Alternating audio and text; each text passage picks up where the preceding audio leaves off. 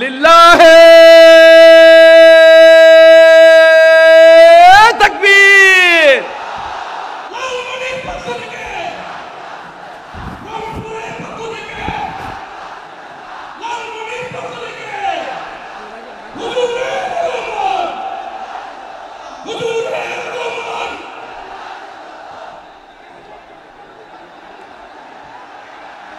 আমি একটু দেখতে চাই যে রংপুর বিভাগের কে কোন জেলা থেকে আপনারা এসেছেন। কুড়িগ্রাম থেকে কারা এসেছেন দেখি, কুড়িগ্রাম। মাশাআল্লাহ মাশাআল্লাহ। আচ্ছা, গাইবান্ধা জেলার কে আসছেন? গাইবান্ধা, হ্যাঁ মাশাআল্লাহ। ঠাকুরগাঁও, ঠাকুরগাঁও অনেকে আসছেন। দিনাজপুর জেলা থেকে মাশাআল্লাহ। নীলফামারী, ঠিক আছে, ফি আমানিল্লাহ। পঞ্চগড় অনেক আসছে। রংপুর, রংপুর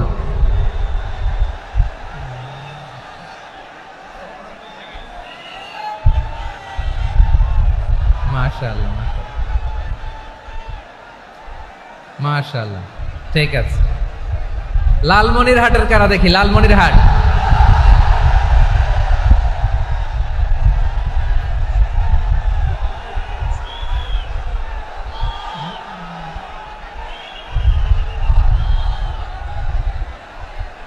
মাশাআল্লাহ মাশাআল্লাহ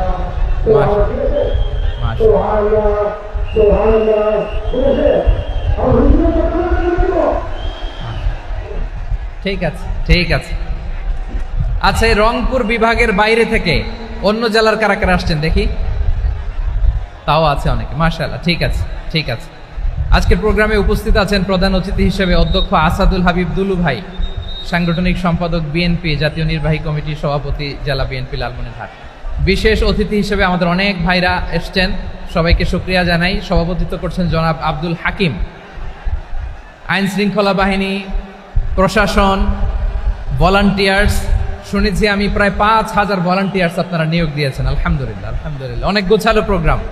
আমার প্রাণ ঢালা ভালোবাসা জানবেন, আমার হৃদয়ের গহীন থেকে ভালোবাসা নিবেন, শুভেচ্ছা জানবেন সবাই।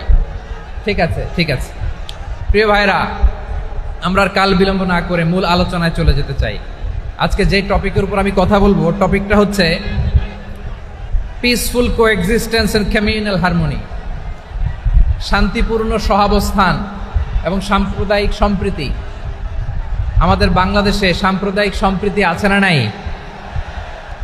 আবহমান কাল থেকে আমরা মুসলিম, হিন্দু, বৌদ্ধ, খ্রিস্টান, পাহাড়ি, নৃগোষ্ঠী মিলেমিশে একাকার, আমরা সবাই মিলে বাংলাদেশ। আওয়াজ করে বলেন ঠিক কিনা? আমাদের পারস্পরিক সম্প্রীতি, ভালোবাসা, সৌহার্দ্যপূর্ণ আচরণ, বোঝাপড়া এটা বেশ মজবুত, বেশ মজবুত। তবে মাঝে মাঝে আমাদের এই সম্প্রীতির ভেতরে অনেকে ফাটল ধরাতে চায়। আমরা যে সুখে আছি, শান্তিতে আছি, এটা অনেকের ভালো লাগে না, ঠিক কিনা বলেন? আমাদের মধ্যে সাম্প্রদায়িক সম্প্রীতি, সৌহার্দ্যপূর্ণ আচরণ, ভালোবাসা এটা আবহমান কাল ধরে আছে। তার প্রমাণ আমরা তাফসিরুল মাহফিলের আয়োজন করলে আমাদের হিন্দু ভাইরা ডিস্টার্ব করে না, ঠিক কিনা? এবং আমি যদি বলি হাত তোলেন, হিন্দু ধর্মের কারা কারা এসেছেন, কত শত কত হাজার যে হাত উঠবে, আপনি অবাক হয়ে যাবেন। আমি চাচ্ছি না হাত উঠাতে। খুলনাতে সর্বশেষ যে আমি প্রোগ্রাম করে গেলাম, সেখানে কয়েকশো হিন্দু ভাই আসছে আমাদের আলোচনা শুনতে, আলহামদুলিল্লাহ। অনেক বৌদ্ধরা আসে, অনেক খ্রিস্টানরা আসে। এবার সফরেও অনেক হিন্দু ভাইরা আমার সাথে দেখা করেছে। তারা বলেছে, হুজুর আমরা আপনার আলোচনা শুনি, আলহামদুলিল্লাহ বলেন। So it's our responsibility to present our religion to our non-Muslim brothers and sisters. আমাদের অমুসলিম ভাই বোনদের কাছে ইসলামের সৌন্দর্য তুলে ধরা এটা আমাদের দায়িত্ব। We all are the ambassador of Islam. আমরা প্রত্যেকে দায়িত্বশীল, আমরা প্রত্যেকে এক একজন ইসলামের অ্যাম্বাসেডর, আলহামদুলিল্লাহ বলেন। এজন্য এমনভাবে দ্য বিউটি অফ ইসলাম, ইসলামের সৌন্দর্য আমাদেরকে ফুটিয়ে তুলতে হবে, যাতে করে নন মুসলিমরা শাহাদা পড়ে, কালিমা পড়ে মুসলমান হয়ে যায়। অনেক নন মুসলিম ভাই বোন আমাদের হাতে শাহাদা পড়ে, কালিমা পড়ে মুসলমান হয়েছে, অনেক। সো আমরা যেন ইসলামের বিউটিটাকে তুলে ধরতে পারি এবং এই যে সম্প্রীতি, এটাকে যেন আমরা অটুট রাখতে পারি। আদতে আদতে বাংলাদেশের ইতিহাস বলে আমাদের দেশে কোনো দাঙ্গা নাই, আছে? লালমনিরহাটের ভাইয়েরা আওয়াজ করে বলেন, আমাদের দেশে হিন্দু মুসলিম দাঙ্গা আছে?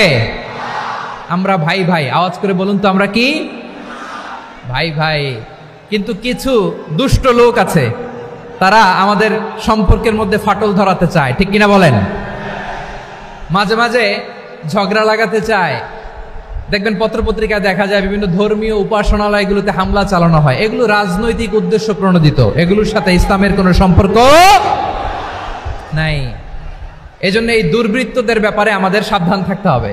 আমরা সবসময় যেমনি ঐক্যবদ্ধ, ইউনাইটেড, আমরা যদি এরকম ইউনাইটেড থাকি, এই সমস্ত দুর্বৃত্তদের কালো হাত ভেঙে দিতে আমাদের 1 ঘন্টাও লাগবে না। চিল্লায় বলো ঠিক কিনা?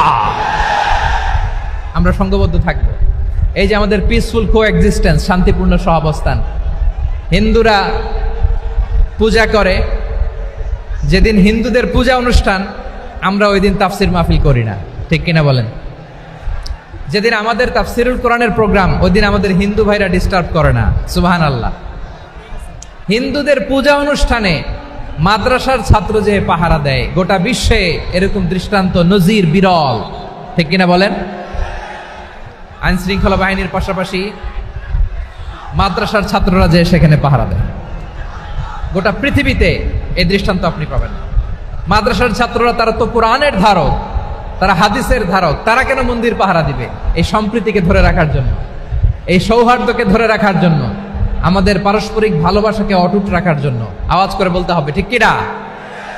এখন বলেন, আমাদের এই ভালোবাসা অটুট থাক, আমরা চাই কি চাই না? আমরা হিন্দু মুসলিম মিলেমিশে শান্তিপূর্ণ সহাবস্থান, সাম্প্রদায়িক সম্প্রীতি। লালমনিরহাটের ভাইয়ের আওয়াজ করে বলুন, এই সাম্প্রদায়িক সম্প্রীতি আমরা চাই কি চাই না? আল্লাহ এই দেশকে তুমি বরকতময় করো, বাংলাদেশকে তুমি শান্তিময় করো। আওয়াজ করে সবাই বলেন আমিন। এই জায়গাটাতে সামান্য একটু আওয়াজ হচ্ছিল, এটাও থেমে গেছে, আলহামদুলিল্লাহ আলহামদুলিল্লাহ। এখন একেবারে everything is in my control, মাশাআল্লাহ। ঠিক আছে, আমি মূল আলোচনায় যাই। প্রিয় ভাইরা, আমি বলেছিলাম আমার আলোচনার বিষয় হচ্ছে শান্তিপূর্ণ সহাবস্থান, সাম্প্রদায়িক সম্প্রীতি। আমরা দেখব ইসলাম আমাদেরকে কি কি দিক নির্দেশনা দেয়। শান্ত হইতে হবে, খরগোশের কানের মতো কান দুটো আমার দিকে করে রাখেন। আমি এখনো উঠে যাব, হাত নাড়ায় লাভ নাই, আমি উঠে যাব। তাকায় থাকো আর কান খাড়া, আওয়াজ হবে না। হ্যাঁ, মাশাআল্লাহ, মাশাআল্লাহ, ঠিক আছে। আমরা দেখবো যে রাসূল সাল্লাল্লাহু আলাইহি ওয়াসাল্লাম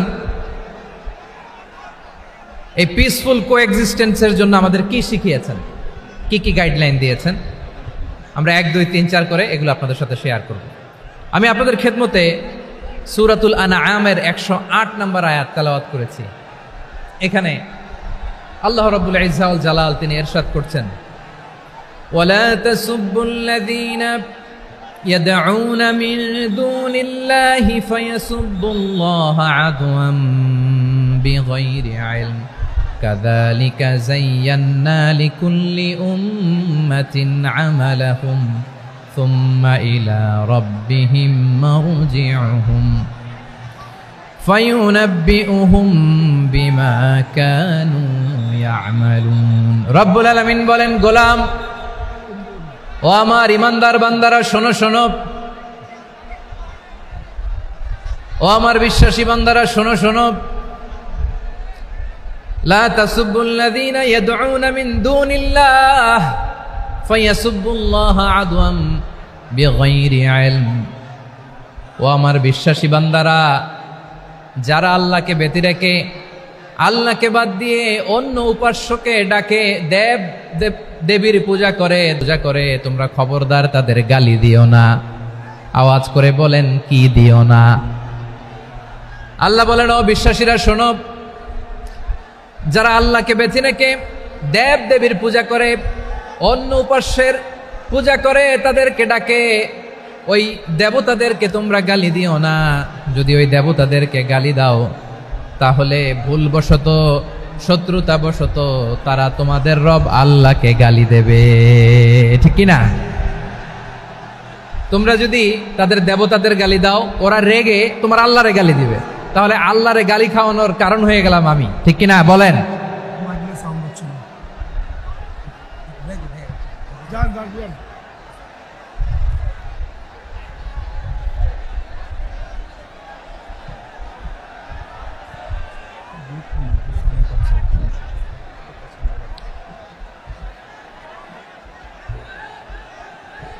সম্মানিত ভাইয়েরা, এত বিশাল প্রোগ্রাম, মাইকের একটা সেটআপ থাকে, তারগুলো অনেক সময় নড়ে যায়, ধাক্কা ধাক্কিতে ডিসপ্লেস হয়, একটু ঝামেলা হবে।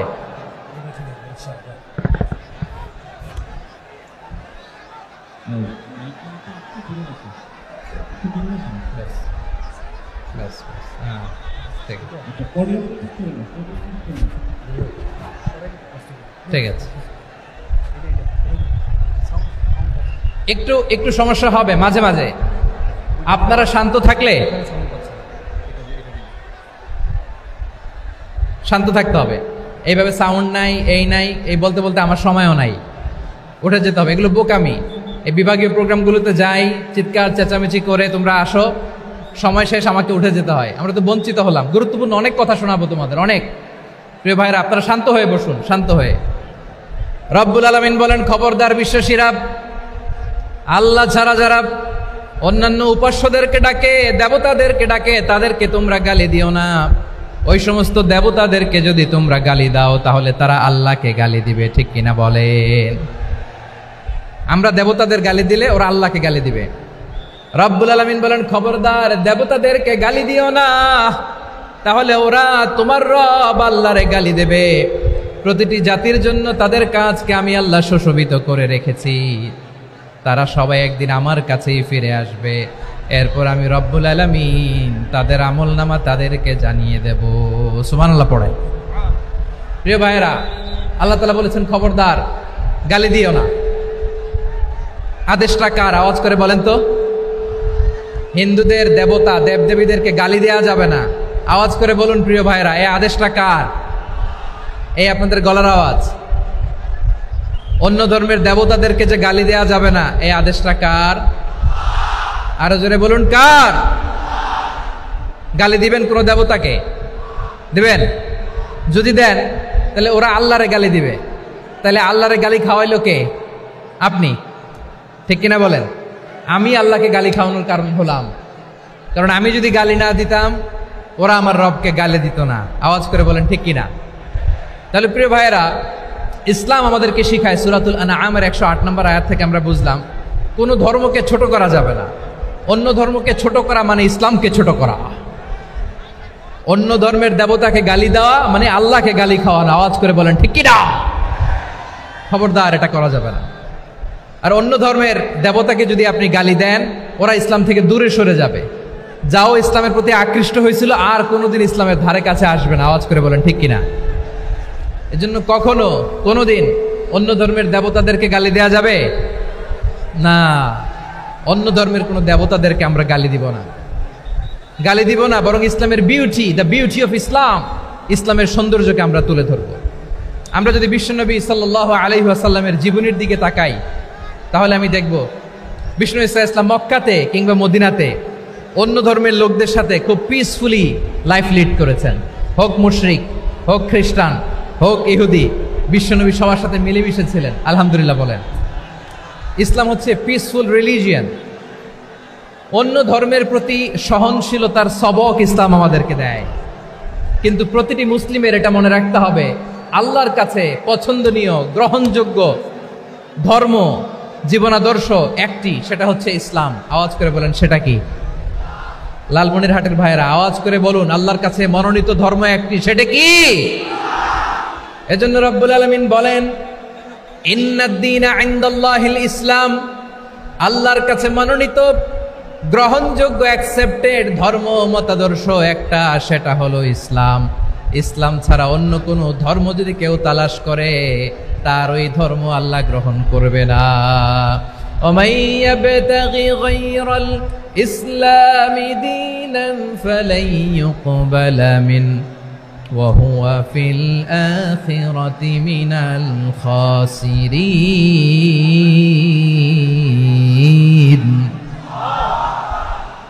Whoever seek anything except Islam, that won't be accepted from him, and he will be loser in the day of judgment. কিয়ামতের দিন ইসলাম ছাড়া কেউ যদি অন্য কোনো ধর্ম তালাশ করেছে দুনিয়াতে, তার এই মতাদর্শ গ্রহণ করা হবে না। and he will be loser, সে হবে লুজার, ক্ষতিগ্রস্ত, হাই হাই কোম্পানির ম্যানেজার। ওর আমও শেষ, সালাও শেষ। আওয়াজ করে বলেন ঠিক কি না? এজন্য ইসলাম পেয়ে আমরা খুশি না বেজার? প্রত্যেক নামাজ শেষে আমরা আল্লাহরে বলি, আল্লাহ রাদিতু বিল্লাহি রাব্বা ওয়া বিল ইসলামি দীনা ওয়া বি মুহাম্মাদিন নাবিয়ান ওয়া রাসূলা। ও আল্লাহ, তোমারে রব হিসেবে পেয়ে আমরা খুশি। ও আল্লাহ, ইসলামকে ধর্ম হিসেবে পেয়ে আমরা খুশি। বিশ্বনবীকে আমাদের রাসূল পেয়ে আমরা খুশি। ঠিক কিনা বলে? ইসলাম ছাড়া অন্য কোনো ধর্ম আমরা গ্রহণ করব না। ঠিক কিনা বলেন? আল্লাহর কাছে অ্যাকসেপ্টেড রিলিজিয়ান একটা, সেটা ইসলাম। তো বিশ্বনবী সাল্লাল্লাহু আলাইহি ওয়াসাল্লাম মক্কাতে কিংবা মদিনাতে খুব পিসফুলি এক্সিস্ট করেছেন, যে কোনো ধর্মের সাথে মিলেমিশে চলেছেন। তার প্রমাণ আমরা যদি রাসূল সাল্লাল্লাহু আলাইহি ওয়াসাল্লামের বায়োগ্রাফির দিকে তাকাই, তাহলে দেখব তিনি মুশরিকদের সাথে পিস ট্রিটি করেছেন, শান্তি চুক্তি, পিস ট্রিটি, পিস এগ্রিমেন্ট। আপনারা হুদাইবিয়ার সন্ধির নাম শুনেছেন? আমার লালমনিরহাটের কলিজার টুকরা ভাইয়েরা, হুদাইবিয়ার সন্ধির নাম আপনারা শোনেন নাই? 6ষ্ঠ হিজরিতে বিষ্ণু ইসা ইসলাম মুশরিকদের সাথে এই ট্রিটি করেছেন, চুক্তি। কাদের সাথে? মুশরিকদের সাথে। আমরা তো মুসলমান বসতে পারি না। আমরা দুই মুসলিম ভাই একসাথে বসে চা খেতে পারি না, গল্প করতে পারি না। বিষ্ণু ইসা ইসলাম মুশরিকদের সাথে ট্রিটি করেছেন, হুদাইবিয়ার সন্ধি। এই সন্ধির আগে মক্কা থেকে কেউ মদিনায় যেতে পারে না, মদিনা থেকে কেউ মক্কায় যেতে পারে না। কিন্তু এই সন্ধির পরে ট্রাফিক স্বাভাবিক হয়ে গেল। মক্কার লোকেরা মদিনায় আসতে পারে, মদিনার লোকেরা মক্কায় আসতে পারে। এটাকে বলে সুলহে Hudaibiya, the peace agreement of Hudaibiya, শান্তি চুক্তি। আমরা পৃথিবীতে এখন অনেক শান্তি চুক্তির নাম শুনি, এগুলো সব the piece treaty of Hudaibiya থেকে কপি করা। আল্লাহু আকবার। তাহলে বিশ্বনবী সাল্লাল্লাহু আলাইহি সাল্লাম তিনি যে শান্তিপূর্ণ সহাবস্থানে বিশ্বাসী ছিলেন, মুসলমানেরা যে অন্য ধর্মের প্রতি সহনশীল, তার প্রমাণ হচ্ছে এই পিস ট্রিটি। শুধু তাই নয়, মাইকের সাউন্ডটা একটু বাড়াই দিতে হবে, খুব দুর্বল, একটু মজবুত করতে হবে। আর একটু ক্লিন করতে হবে, আর সবগুলা জায়গায় সাউন্ড যাচ্ছে কিনা একটু ক্রস চেক করতে হবে। হ্যাঁ, পাবেন দিচ্ছে mike operator, he is trying his level best, দিচ্ছে মাইক অপারেটর যিনি আছেন, প্রতিটি জায়গায় প্রতিটি সাউন্ড বক্সে যেন আওয়াজ পাওয়া যায়, একটু ক্রস চেক করেন, সাউন্ডটাকে একটু স্ট্রং করে দেন। হ্যাঁ, ঠিক আছে, মাশাআল্লাহ। এদিকে তাকান, এদিকে। মক্কার পার্ট গেল, পিস এগ্রিমেন্ট করলেন, শান্তি চুক্তি। বিষ্ণু ইসলাম মদিনায় যে কি করলেন? মদিনায় যে বিষ্ণু ইসলাম মদিনা চার্টার করলেন, মদিনা সনদ, সাহিফাতুল মদিনা, এটার বলে মদিনা চার্টার। যে ওয়েস্টে, ইউরোপে, আমেরিকাতে তারা অনেক চার্টার করে, সব চার্টার মদিনা চার্টার থেকে কপি করা। আওয়াজ করে পড়েন সুবহানাল্লাহ। বিষ্ণু ইসলাম মদিনায় গেলেন, মদিনাতে মুসলিম, মুশরিক, ইয়াহুদি, এই তিন ধর্মের লোক মিলে সব স্টেক হোল্ডার যারা আছে সবাইকে নিয়ে বিষ্ণু ইসলাম মদিনা চার্টার করলেন, মদিনা সনদ। পড়েন সুবহানাল্লাহ। শুধু তাই নয়, মক্কাতে বিশ্বনবী পিস এগ্রিমেন্ট করলেন, শান্তি চুক্তি মুশরিকদের সাথে।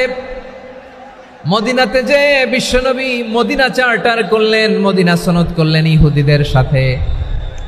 আবার মদিনাতে বিশ্বনবী ইহুদিদের সাথে পিস ডায়ালগ করলেন, ইন্টারফেথ ডায়ালগ করলেন, আন্তধর্মীয় সংলাপ করলেন। যেই সংলাপের মূল ভিত্তি ছিল তাওহীদ। মূল ভিত্তি ছিল কি? তাওহীদ।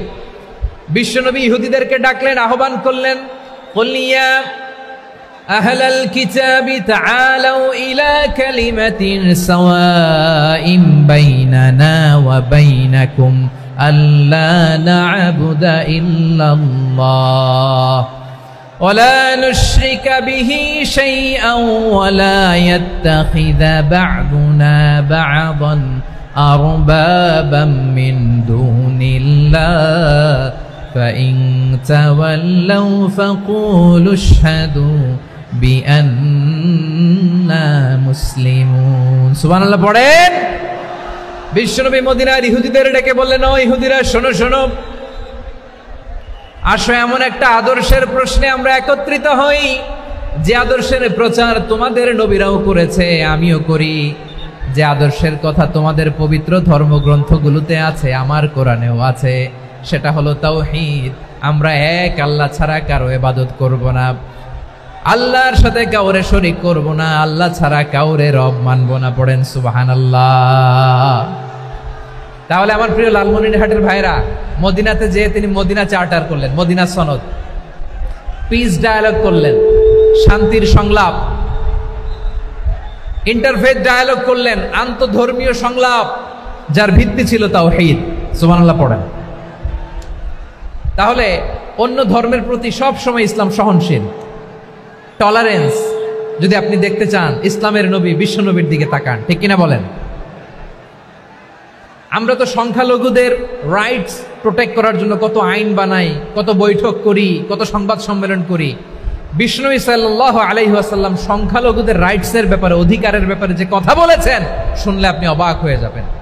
বিশ্বনবী বলেন, আলা মান যালামা মুআহাদান আও ইনতাকাসাহু আও কাল্লাফাহু ফাওকা তাআতিহি আও কাল্লাফাহু ফাওকা তাকাতিহি আও আখাযা মিনহু শাইআন বিগাইরি তিবি নাফসিন ওয়া আনা হাজিজুহু ইয়াউমাল কিয়ামা। খবরদার, জেনে রাখো, কেউ যদি কোনো সংখ্যালঘুর উপরে অত্যাচার করে, কোনো সংখ্যালঘুর প্রাপ্য থেকে যদি কেউ কাউকে ঠকায়, সংখ্যালঘুর উপর যদি কেউ কষ্ট দেয়, কোনো সংখ্যালঘুর সম্পদ যদি কেউ জোর করে কেড়ে নেয়, আমি কিয়ামতের দিন বিশ্বনবী ওই সংখ্যালঘুর পক্ষে আর ওই মুসলমানদের বিপক্ষে বাদী হয়ে দাঁড়াবো। সুবহানাল্লাহ বলতে পারলেন না? আল্লাহু আকবার। আপনি নামাজি, আপনি মুসল্লি, আপনি হাজী সাহেব, তাহাজ্জুদ পড়তে পড়তে কপালে দাগ ফেলে দিছেন, আপনার প্রতিবেশী হিন্দু, ভাবছেন আমার তো পাওয়ার আছে, ওর জমিটা দখল করি। বিশ্বনবী বলেন, কিয়ামতের দিন ওই হিন্দুর পক্ষে তোর বিরুদ্ধে আমি বাদী হয়ে দাঁড়াবো। পৃথিবীর কোন ধর্মে এরকম স্টেটমেন্ট পাবেন? পাবেন? আপনি ভাবছেন আপনি নামাজ পড়লে হাজী সাহেব কপালে দাগ ফেলায় দিলে আপনি সেলসেলায় জান্নাতে চলে যাবেন না? খবরদার।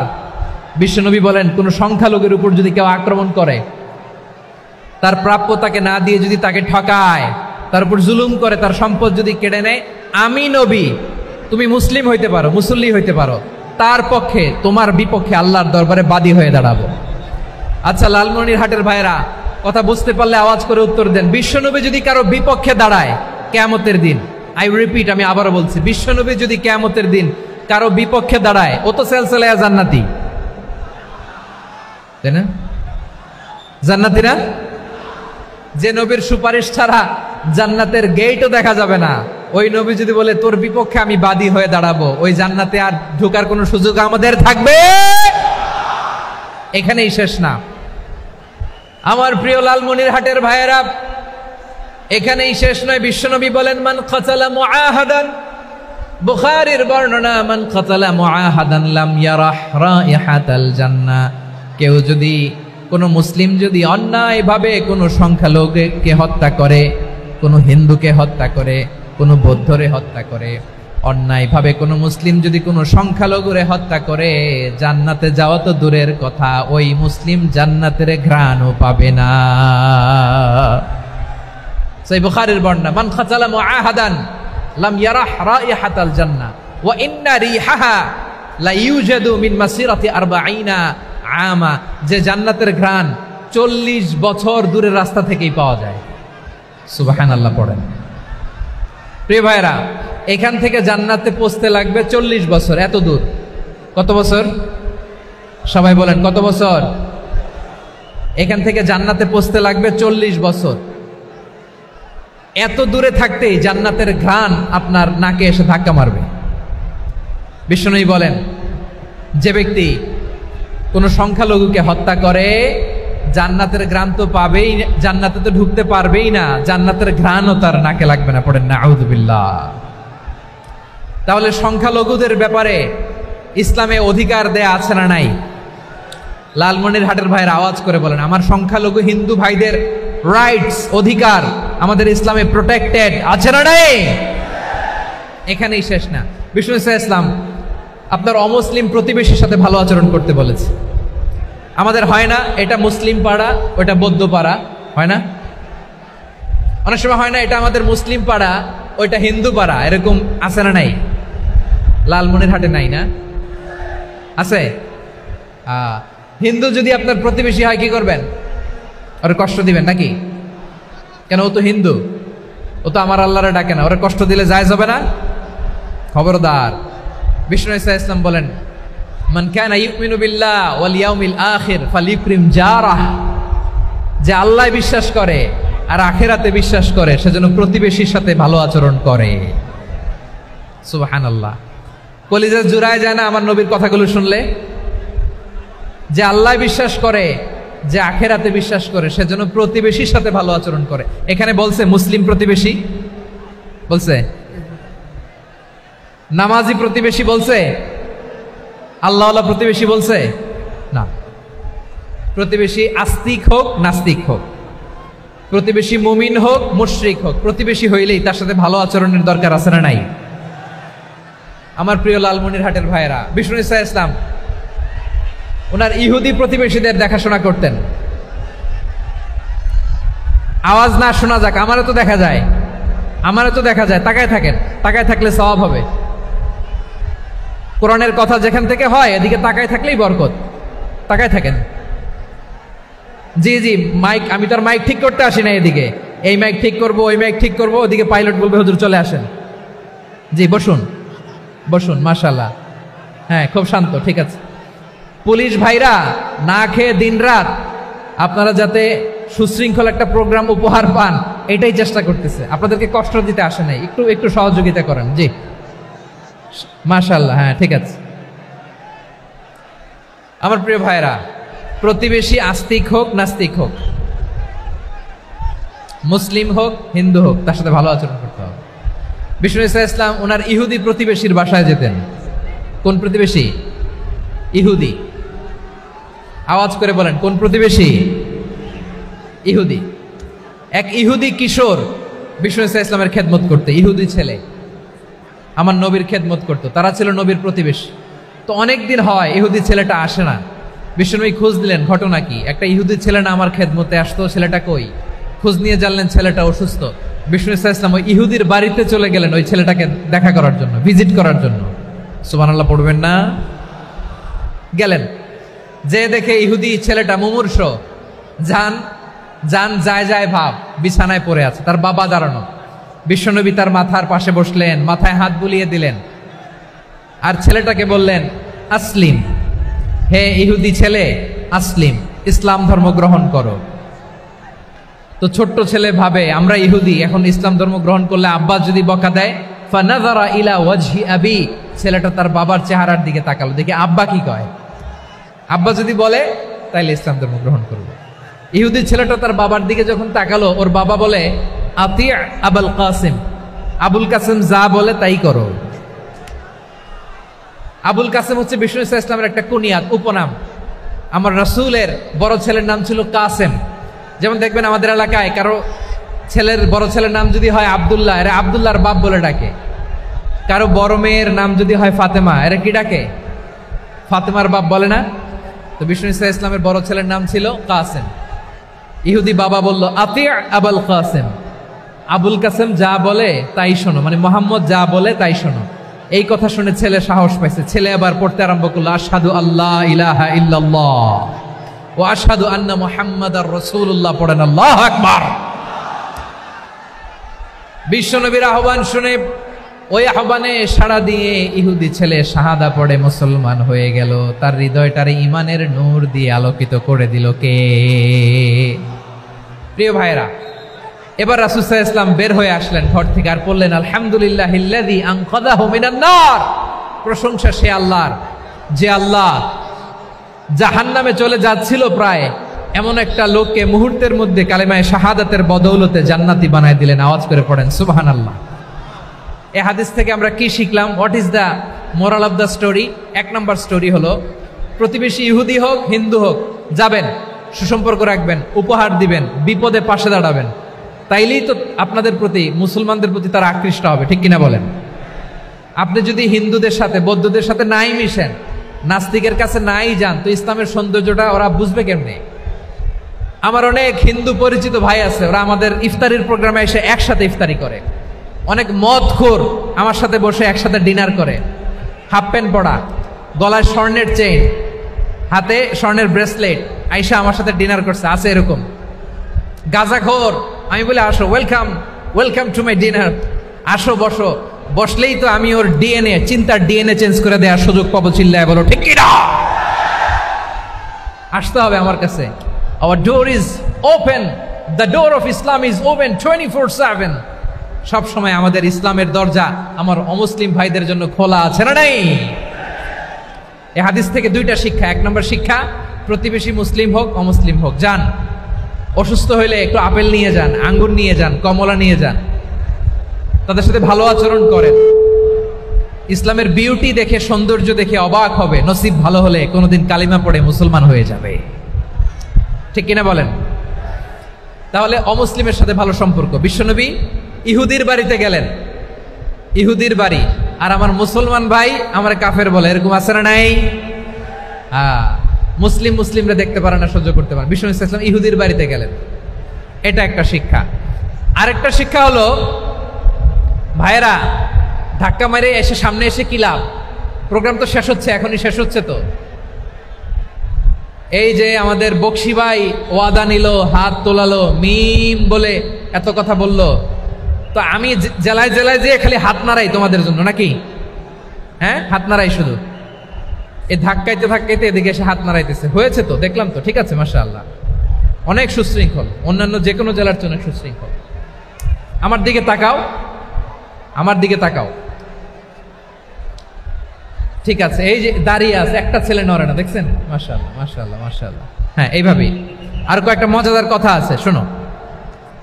এই হাদিস থেকে আমাদের শিক্ষা হলো, আমার প্রতিবেশী যেই ধর্মের হোক আমি সম্পর্ক রাখবো। অসুস্থ হলে যাব, কি বলেন ভাইরা? যাবেন না? যাবেন না আপনারা? আচ্ছা, 2 নম্বর শিক্ষা হলো, বিষ্ণু ইসলামের খাদেম ছিল ইহুদি, এতদিন খেদমত করলো, একদিনও বিশ্বনবী ওরা কালিমার দাওয়াত দেয় নাই। কারণ কি? বিশ্বনবী একটা ভালো সময়ের অপেক্ষা করতেছিলেন, প্রপার টাইমিং। দাঈর কাজ হচ্ছে দাঈ ইলাল্লাহ, সে হচ্ছে সুযোগ সন্ধানী। দাঈ সুযোগ খোঁজে, কখন দাওয়া দিলে ব্যাটে বলে হবে, ঝোপ বুঝে কোপ মারে, ঠিক কিনা বলেন? বিষ্ণু সাল্লাল্লাহু আলাইহি ওয়াসাল্লাম ভালো সময়ের অপেক্ষা করতেছিলেন, দেখি ভালো সময় আসুক আসুক আসুক আসুক। আস্তে আস্তে এমন সময় আসছে, ছেলে এবার মুমূর্ষ। অসুস্থ ব্যক্তির হৃদয় অত্যন্ত নরম থাকে। হসপিটালে যখন কেউ যায় তার হৃদয়টা বড্ড নরম থাকে, মৃত্যুর ভয়ে তার অন্তরটা নরম থাকে, ঠিক কিনা বলেন? এই প্রপার টাইমিং এর অপেক্ষা করতেছিলেন। যখনই টাইমিং পেয়েছেন দাওয়াত দিলেন, পড়ো লা ইলাহা ইল্লাল্লাহ, সুবহানাল্লাহ পড়েন সবাই। তাহলে ইসলাম অমুসলিম প্রতিবেশীর সাথে ভালো আচরণ করতে বলে। ইসলাম অমুসলিম মাতা পিতার সাথেও ভালো আচরণ করতে বলে। মাতা পিতা যদি অমুসলিম হয় তারা ফেলে দিতে পারবেন? পারবেন? আমার লালমনিরহাটের ভাইরা, অনেক হিন্দু ছেলে আমাদের হাতে শাহাদা পড়ে মুসলিম হয়, কিন্তু ওর মা মুসলমান হয় নাই, বাবাও হয় নাই, এরকম আছে না নাই? তো ও হয়েছে মুসলিম, মা বাপ হিন্দু, এখন মা বাপ কি বাদ? হ্যাঁ, মা বাপ বাদ দেয়া যাবে? যেই মা আপনারে 9 মাস 8 মাস পেটে ধারণ করলো, আপনার মায়ের নার ছেঁড়া ধন, আপনি ওই মারে বাদ দিতে পারবেন? যেই মায়ের বুকের তাজা দুধ খেয়ে আপনি আজকে বাড়ন্ত তাজা তরতাজা, ওই মারে বাদ দেয়া যাবে? মায়ের এক ধারে দুধের দাম, কাটিয়া গায়ের চাম, পাপোশ বানাইলে ঋণের শোধ হবে না, এমন দরদি ভাবে কেউ হবে না আমার মাগো। মায়ের এক ধারে দুধের দাম, কাটিয়া গায়ের চাম, পাপোশ বানাইলে ঋণের শোধ হবে না, এমন দরদি ভাবে কেউ হবে না আমার মাগো, ঠিক কিনা? মাকে তো বাদ দেয়া যায় না। وَقَضَى رَبُّكَ أَلَّا تَعْبُدُوا إِلَّا إِيَّاهُ وَبِالْوَالِدَيْنِ إِحْسَانًا। আল্লাহ বলে অবধারিত 2টা ভার্ডিক্ট তোমাদের জন্য, এক আল্লাহর ইবাদত করবা আর মা বাবার প্রতি ইহসান করবা। আদেশটা কার? মা বাবার প্রতি ইহসান করতে হবে। আমার মা হিন্দু হোক ভালো আচরণ করতে হবে, বৌদ্ধ হোক ভালো আচরণ করতে হবে। আমার যে সমস্ত হিন্দু ভাইয়েরা মুসলিম হয়েছে, তোমাদের মা বাবা এখনো মুসলমান হয় নাই, তাদের সাথে ভালো আচরণ করতে হবে। আপনাদের খেদমত নিজে করতে হবে অথবা খেদমতের ব্যবস্থা করাই দিতে হবে। মান্থলি যে খরচ লাগে এটা দিতে হবে। আরে তুমি এখন মুসলিম, তোমার মা বাবা হিন্দু, এখনই তো সুযোগ ইসলামের সৌন্দর্য দেখানো। এখন মা বাবা যদি দেখে আরে এটা হিন্দু থাকতে তো বদমাইশ ছিল, বেয়াদব ছিল, কি এমন ধর্ম সে গ্রহণ করলো যেটা গ্রহণের সাথে সাথে সে পাল্টে গেল?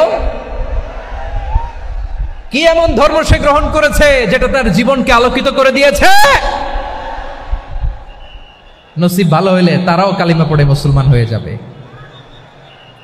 বিষ্ণু ইসলামের স্ত্রীর নাম ছিল আয়েশা রাদিয়াল্লাহু তাআলা আনহা, আবু বকর রাদিয়াল্লাহু তাআলা আনহুর মেয়ে। আবু বকর রাদিয়াল্লাহু তাআলা আনহুর আরেক মেয়ের নাম হচ্ছে আসমা। কি নাম? দুজনই আবু বকর রাদিয়াল্লাহু তাআলা আনহুর মেয়ে, আসমা আর আয়েশা। নাম দুইটা কেমন লাগে? আসমা নামটা কেমন লাগে? আয়েশা নামটা কেমন লাগে? সবার ভালো লাগে নাই? নাম দুটো আপনাদের ভালো লাগে? লালমনিরহাটে অনাগত যদি কন্যা সন্তান হয়, যদি মনে চায় আসমা রেখে দিতে পারবেন, যদি মনে চায় আয়েশা রেখে দিয়েন। দেশে বিদেশে এয়ারপোর্টে রাস্তা ঘাটে শুধু বলে হুজুর একটা নাম দেন, আমার ছেলের একটা নাম দেন, মেয়ের একটা নাম দেন। তো আমার মনে আছে যশোরের 8 দিনের মাহফিলে আমি 1-2টা নাম দিয়েছিলাম। আজকে লালমনিরহাটের এই প্রোগ্রামে কন্যা সন্তান যদি হয় 2টা নাম দিলাম, আসমা কিংবা আয়েশা। ইনশাআল্লাহ পড়েন। দুজন বোন, এক মায়ের না, বাবা এক মা দুইজন। আয়েশা রাদিয়াল্লাহু তাআলা আনহার মায়ের নাম উম্মে রুমান, আর আসমা রাদিয়াল্লাহু তাআলা আনহার মায়ের নাম কুতাইলা বিনতে আব্দুল উজ্জা। আবু বকর রাদিয়াল্লাহু তাআলা আনহু 4টা বিয়ে করেছিলেন।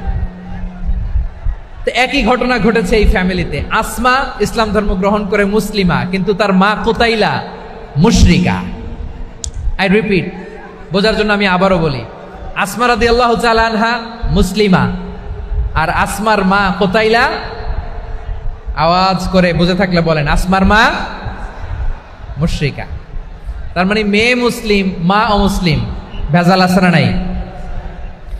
কিন্তু কুতাইলা আর ধৈর্য ধারণ করতে পারে না। নার ছেড়া ধন, কলিজার টুকরা ধন, কলিজার টুকরা সন্তান আসমারে দেখতে বড্ড মন চায়। সাইয়েদনা আসমা রাদিয়াল্লাহু তাআলা আনহা মক্কা থেকে হিজরত করে মদিনায় চলে গেলেন। হুদাইবিয়ার পর যখন মক্কা মদিনার ট্রাফিক স্বাভাবিক হলো, মক্কার লোক মদিনায় যায়, মদিনার লোক মক্কায় আসে। কুতাইলা কলিজার টুকরা সন্তান আসমারে দেখার জন্য কিছু উপহার নিয়ে বিশাল মরুপথ পাড়ি দিয়ে মক্কা থেকে মদিনায় যায়। সুবহানাল্লাহ বলেন। এখন মা আসছে মেয়ের সাথে দেখা করতে, মেয়ে তো আর দেখা দেয় না। মেয়ে ভাবছে আমার মা তো মুশরিকা, অপবিত্রা, তার সাথে কি দেখা দেয়া যাবে? বিশ্বনবীর দরবারে চলে গেলেন। সুবহানাল্লাহ বলেন। কি সৌভাগ্যবান ছিল তারা, মাসলা জানার দরকার হলেই নবীর দরবারে চলে যেত। ঘরে বউয়ের সাথে ঝগড়া হলে নবীর দরবারে চলে যেত। অনেক সাহাবী বলে আমার পেটে ক্ষুধা লাগলো আমি নবীর কাছে চলে যেতাম, কারণ নবীর চেহারার দিকে তাকালেই আমার পেটের ক্ষুধা মিটে যেত। সাইয়েদনা আসমা রাদিয়াল্লাহু তাআলা আনহা বিশ্বনবীর কাছে চলে গেলেন, যে বললেন ইয়া রাসূলুল্লাহ ইয়া হাবিবাল্লাহ ইন্না উম্মি কাদিমাতুন ইলাইয়া ওয়া হিয়া রাগিবা। আমার মা মক্কা থেকে অনেক দূর মরুর পথ পাড়ি দিয়ে উপহার সামগ্রী নিয়ে মদিনায় আমার সাথে দেখা করতে এসেছে গো নবী। আমার জানতে বড্ড ইচ্ছে হয় আমি আমার মুশরিকা মাখা করতে পারবো কিনা। আফা আসিলুহা, আগে যেমনি আমি আমার মায়ের সাথে ভালো আচরণ করতাম, যেমনি আমি আমার মায়ের সাথে সদাচরণ করতাম গো নবী, এখন আমি মুসলিমা, মা মুশরিকা, এখনো কি আগের মতো সদাচরণ করতে পারবো নাকি? বিশ্বনবী বললেন নাম সিলিহা, হ্যাঁ রে আসমা, অবশ্যই অবশ্যই, আগে ঠিক যেমন তুমি তোমার মায়ের সাথে ভালো আচরণ করতে, এখনো তেমনি আগের মতো ভালো আচরণ করবা। আওয়াজ করে পড়েন সুবহানাল্লাহ। কি ইসলাম আমরা পেয়েছি! কত ব্রড মাইন্ডেড আমাদের ইসলাম, কত ওপেন মাইন্ডেড ইসলাম, কত ওপেন আপ করতে পারে, চিন্তা করতে পারেন। বিষ্ণু বললেন হ্যাঁ অবশ্যই, নাম সুলিহা, আগে যেমনি ভালো আচরণ করছো আসমা, এখন ওই রকমই করো, পারলে আরো বাড়াই করো। সুবহানাল্লাহ বলেন। তাহলে আমার যে হিন্দু ভাইয়েরা, হিন্দু বোনেরা, ইমানের বদৌলতে দৌলতে আপনি ধন্য হয়েছেন, আপনার আম্মা আব্বা এখনো মুসলমান হয় নাই, তাদের জন্য দোয়া করেন, তাদের জন্য দোয়া করেন, আল্লাহ যেন তাদেরকেও ইমানের দৌলত দান করে। আমরা সবাই পড়ি আমিন, আরো জোরে পড়েন আমিন। এখন বলেন ইসলাম কি ন্যারো মাইন্ডেড রিলিজিয়ান না ব্রড মাইন্ডেড? লালমনিরহাটের যুবক ভাইরা আওয়াজ করো, ইসলাম কি ন্যারো মাইন্ডেড না ব্রড মাইন্ডেড? কতটা ব্রড মাইন্ডেড দেখেন। বিশ্বনবী সাল্লাল্লাহু আলাইহি সাল্লাম অমুসলিমরা যদি নবীকে উপহার দিত, ওই উপহারও বিশ্বনবী গ্রহণ করতেন। সুবহানাল্লাহ পড়েন। আপনার অমুসলিম বন্ধু যদি উপহার দেয় সেটাও আপনি নিতে পারবেন, যেটা নেওয়া জায়েজ। কিন্তু আপনার বন্ধু যদি আপনার মদের বোতল দেয়, নিতে পারবেন? হ্যাঁ, মদের বোতল দিলে পারবেন না। আপনার বন্ধু যদি আপনার পর্ক দেয়, পর্ক, শুকরের গোশত মিশ্রিত কোনো খাবার, ওটা নিতে পারবেন না। হালাল যে কোনো জিনিস নিতে পারবেন। বিশ্বনবী সাল্লাল্লাহু আলাইহি ওয়াসাল্লাম অমুসলিমদের দেয়া হাদিয়া গ্রহণ করতেন। কেমন নবী ছিলেন? আমার নবীরে চিনে নেন, আমার নবীর অ্যাটিটিউড জেনে নেন। বিশ্বনবী সাল্লাল্লাহু আলাইহি ওয়াসাল্লাম যখন কোনো জনপদে যেতেন, 3টা অপশন নিয়ে যেতেন। প্রিয় ভাইয়ের আওয়াজ করে বলতে হবে, কোন জনপদে গেলে আমার নবীর অপশন থাকতো কয়টা? আমার মতো 3 আঙ্গুল উঁচু করে দেখান আর বলুন, আমার নবী কোন জনপদে গেলে কয়টা অপশন নিয়ে যেতেন? 1 নাম্বার অপশন আসলিম তাসলাম। নতুন এলাকায় গেলে বলতেন আসলিম তাসলাম, ইসলাম ধর্ম গ্রহণ করো, শান্তিতে থাকবা, আমার ভাই হয়ে যাবা, আমরা ভাই ভাই, ইসলাম মানো, আমরা ভাই ভাই। অপশন নাম্বার কত? 1। যদি বলে না ইসলাম মানবো না, ওকে, অপশন নাম্বার 2, মুসলিম হওয়ার দরকার নাই, লা ইকরাহা ফিদ্দিন, ইসলামে কোনো বাড়াবাড়ি নাই। খ্রিস্টান আছো থাকো, বৌদ্ধ আছো থাকো, ইহুদি থাকতে চাও থাকো, কিন্তু আমরা যেহেতু রিজিওনাল সুপার পাওয়ার, আমাদের আন্ডারে থাকো, ট্যাক্স দিয়া থাকো, এটার বলে জিজিয়া। আলেম যারা আছেন বুঝবেন, এটার আরবিতে কি বলে? জিজিয়া। You pay us the tax, we will give you the security. তোমরা ট্যাক্স দিবা, আমরা সিকিউরিটি দিব। আমাদের আওতায় থাকবা, কেউ তোমাদেরকে আক্রমণ করতে পারবে না, আমরা নিরাপত্তা দিব। সুবহানাল্লাহ বলেন। এটা অপশন নাম্বার কত? আচ্ছা বুঝে থাকলে বলেন, 1 নাম্বার অপশন কি ছিল? ইসলাম। ইসলাম মানো শান্তিতে থাকবা, ভাই ভাই, আমরা ভাই ভাই। অপশন নাম্বার 2, ট্যাক্স দাও, আমরা নিরাপত্তা দিব, মুসলিম হওয়া লাগবে না। এখন 1 নাম্বারও মানে না, 2 নাম্বারও মানে না, মুসলিম হবো না, ভালো খ্রিস্টান থাকো, ট্যাক্স দাও, আমরা সিকিউরিটি দিব না, এইটাও মানি না। বিষ্ণু বলেন তাহলে তলোয়ার আমাদের আর তোমাদের মাঝে ফয়সালা করবে। মুসলিমও হবা না, ট্যাক্স দিবা, নিরাপত্তা দিব, আমরা সুপার পাওয়ার, আমাদের আন্ডারে থাকবে, এইটাও না। তাহলে তোমাদেরকে তো আমরা বিশ্বাস করতে পারি না, কখন না কখন বিশ্বাসঘাতকতা করো, কার সাথে মিলে হাত মিলাও, তলোয়ার আমাদের মাঝে ফয়সালা করবে। তখন তিনি জেহাদের সশস্ত্র সংগ্রামের ঘোষণা দিতেন। সুবহানাল্লাহ পড়েন। দেখেন পশ্চিমারা জেহাদকে এইভাবে চিত্রায়িত করে না, ওরা জেহাদ বলতে বোঝায় তলোয়ার, হাত কাটো, গলা কাটো না। জেহাদ সশস্ত্র সংগ্রাম 3 নম্বরে। অধিকাংশ ক্ষেত্রেই বিশ্বনবীর সুন্দর আচরণ দেখে, আরে আমার নবীর যে নুরানি চেহারা, অনেকে তো কেবল সিরেফ চেহারাটা দেখেই কালিমা পড়ে মুসলমান হয়ে গিয়েছে। যারা মুসলিম হয় নাই তারা তাদের ইসলামেই বলবৎ ছিল, ট্যাক্স দিয়ে ইসলামের আন্ডারে ছিল। যারা এটাও মানে নাই ওইটাও মানে নাই, তাদের বিরুদ্ধে জেহাদ। বিষ্ণু ইসলাম 7ম হিজরিতে যখন খায়বার বিজয়ের পরে ইসলাম রিজিওনাল সুপার পাওয়ার হিসেবে আত্মপ্রকাশ করলো, বিশ্বনবী চিঠি লিখলেন অন্যান্য সুপার পাওয়ারের কাছে, রাষ্ট্রীয় চিঠি লেখে এক রাষ্ট্রপ্রধান আরেক রাষ্ট্রপ্রধানের কাছে, ঠিক কিনা বলেন? জানেন না আপনারা? এই যে 24-এর ছাত্র নাগরিক অভ্যুত্থানে, এই অভ্যুত্থান যখন শুরু হয়, আমি তখন সাউথ আফ্রিকাতে, একটা স্ট্যাটাস দিয়েছিলাম, কোটা নয় গোটা দেশ সংস্কার করা লাগবে। শুধু বাংলাদেশ নয়, সারা বিশ্বের বাংলা ভাষাভাষী লোকেরা এই আন্দোলনের সাথে সমর্থন তারা করেছে, এটাকে সাপোর্ট করেছে, তারা সমর্থন দিয়েছে। আমাদের ইউনাইটেড আরব আমিরাতের বাংলাদেশি ভাইয়েরা তারা সেখানে রাস্তায় নেমে এসেছিল, জানেন? ওইখানে ডেমনস্ট্রেশন করা যায় না, সেখানকার সরকার তাদেরকে যাবজ্জীবন দিয়েছিল। তখন আমাদের এই যে প্রধান উপদেষ্টা ডক্টর মোহাম্মদ ইউনূস সরাসরি G2G বলে, এটারে G2G, government to government, G2G, উনি চিঠি লিখলেন যে তাদেরকে, ইউর হাইনেস, হে সম্মানিত আমির, আপনি আমার এই চিঠির কারণে আমার সম্মানে এই 53 জন বাংলাদেশিকে মাফ করে দেন।